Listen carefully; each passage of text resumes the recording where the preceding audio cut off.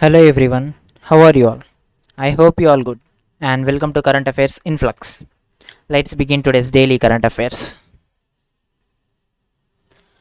November 18th, we observe World Philosophy Day, and every year on third Thursday of November is observed as World Philosophy Day, and for the year 2021, it falls on the day of 18th of November. And this day is introduced by the UNESCO in the year 2005. It is first observed in the year 2005, and this day opens the discussion on different interaction of human beings with their social, cultural, geographical, and political environment. Next one, November 18th, we observe National Naturopathy Day. And here the India is observed it's every year on 18th of November. It's National Naturopathy Day, and this day is observed to promote the positive mental and physical health through a drugless system of medicine called as naturopathy. Here the naturopathy comes under the Ministry of Ayush, and the Ministry of Ayush is under Sarbananda Sonowal. Here the full form of Ayush is Ayurveda, Yoga, and Naturopathy, Unani, Siddha, and Homeopathy. Next one,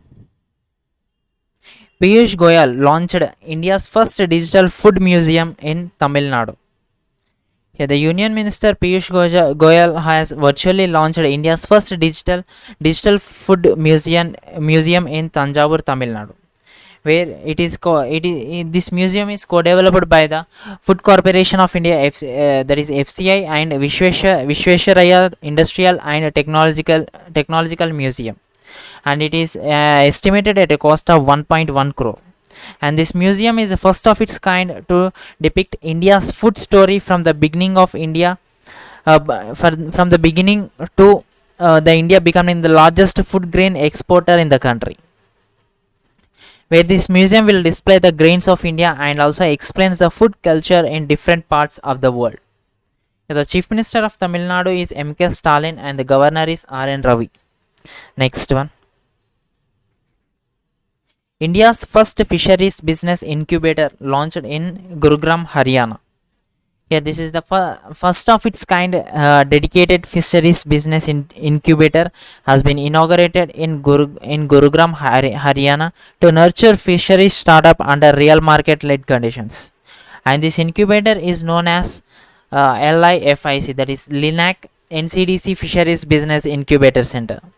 Here, where this incubator center is inaugurated by the Union Minister of Fisheries Sri Purushottam Rupala, and this center has been estimated at a cost of 3.23 crores under the PMMSY, that is Pradhan Mantri Matsya Sampad Yojana, and this center is implemented by the National Cooperative Development Corporation.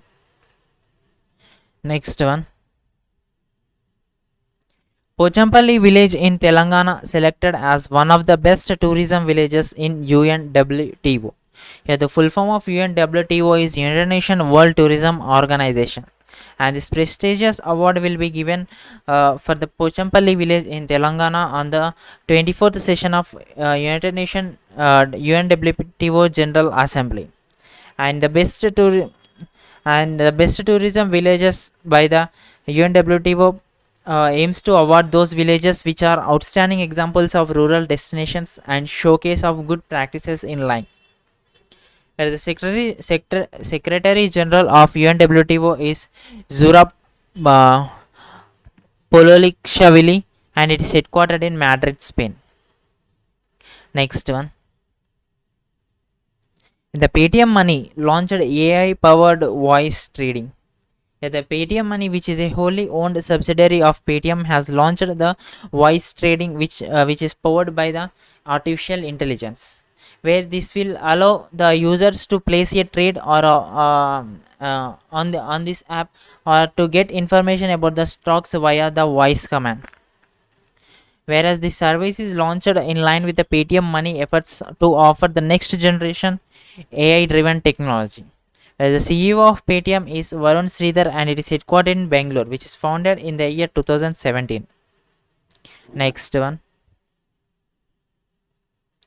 Defense Minister Rajnath Singh inaugurates first operationalized private sector defense manufacturing facility in Lucknow.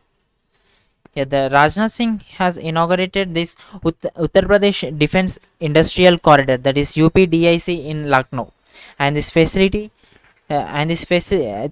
will be run by the Aeroli Technologies, which is a subsidiary of PTC Industries, and it will manufacture parts of aircraft engines, helicopter engines, and the submarines, ultralight artillery guns also. Next one. Tamil film Kuzangal selected to be screened at IFFI 2021. The full form of IFFI is International Film Festival of India.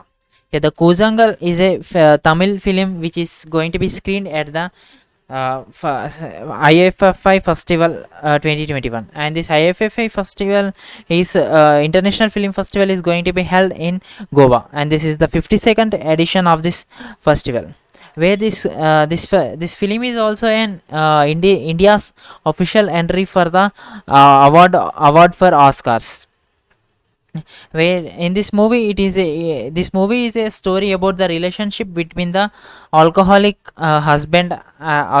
and abusive husband and his wife, where this story will be shown in the viewpoint of their child. Next one. UBS projects India's GDP growth forecast at 9.5% for the financial year 2022. Here, the UBS is a Swiss brokerage firm which has revised India's GDP growth for the fiscal year 2022 would be 9.5% from 8.5% previously estimated. And it also estimated that the GDP growth for the fiscal year 23 would be 7.7%, and the fiscal year 24 would be 6.0%. Next one. A book titled The Disruptor, How Vishwanath Pratap Singh Shook India was authored by Debashish Mukherjee. Here the book called The Disruptor, which is written by the Debashish Mukherjee, is about the India's 8th Prime Minister, who is Vishwanath Pratap Singh, and who served as a Prime Minister between the in the period of 1898 December to 1990 November. 1989 December to 1990 November. Here, Vishwanath Pratap was also served as a Defense Minister of India, and he also served as a Chief Minister of Uttar Pradesh. And in this book, he was discussed about the Vishwanath Pratap Singh. Next one. Saurabh Ganguly appointed as the chairman of ICC Men's Cricket Committee. Here, the Saurabh Ganguly, who is the president of BCCI, has now appointed as the chairman of ICC Men's Cricket Committee, where the Ganguly will replace the Anil Kumble,